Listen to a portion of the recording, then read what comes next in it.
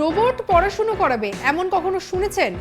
কোনো শিক্ষক বা শিক্ষিকার বিকল্প কি রোবট হতে পারে? অবশ্যই আপনারা কিন্তু আমাদেরকে জানাতে পারেন। তবে এবারে যে বিষয়টা সামনে এসেছে যে স্কুলের ছাত্রছাত্রীদের নাকি এবারে পড়াবে একটা রোবট। হ্যাঁ, শুনতে আশ্চর্যও লাগছে, কিন্তু আশ্চর্য হলেও নাকি এটাই হতে চলেছে। কর্ণাটকের প্রত্যন্ত গ্রামের স্কুলের বাচ্চাদের প্রযুক্তির সঙ্গে পরিচয় করিয়ে দিতে আস্ত রোবট বানিয়ে ফেলেছেন স্কুলের পদার্থবিদ্যার শিক্ষক। এই রোবট একজন শিক্ষকের মতনই আচরণ করবে, পড়া ধরবে, আবার পড়া না পারলে বাচ্চাদের বকাও দেবে ওই রোবট।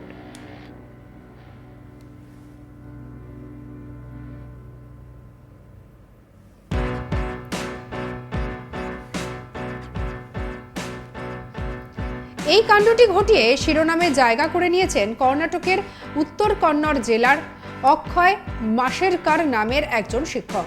তার তৈরি রোবটের নাম শিক্ষা। খুব উন্নত প্রযুক্তির রোবট না হলেও গ্রামের স্কুলের বাচ্চাদের পড়ানোর জন্য বিশেষভাবে প্রোগ্রামিং করা হয়েছে। মাথা এবং হাত নাড়াতে পারে এই রোবট। এই রোবটই এখন চর্চায় রয়েছে।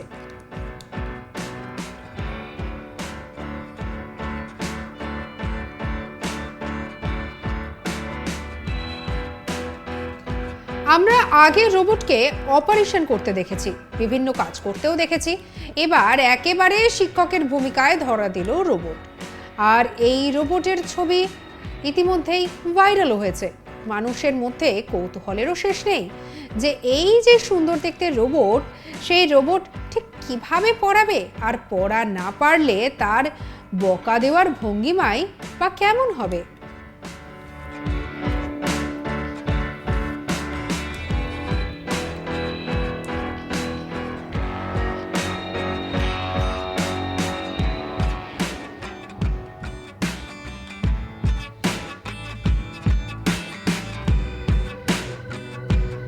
কর্ণাটকের প্রত্যন্ত গ্রামের স্কুলের বাচ্চাদের প্রযুক্তির সঙ্গে পরিচয় করিয়ে দিতেই আস্ত রোবট বানিয়ে ফেলেছেন স্কুলের পদার্থবিদ্যার শিক্ষক। এই রোবট একজন শিক্ষকের মতোই আচরণ করবে, পড়া ধরবে, আবার পড়া না পারলে বাচ্চাদের বকাও দেবে। এই কাণ্ডটি ঘটিয়ে শিরোনামে জায়গা করে নিয়েছেন কর্ণাটকের উত্তর কন্নড় জেলার অক্ষয় মাশেরকার নামের একজন শিক্ষক।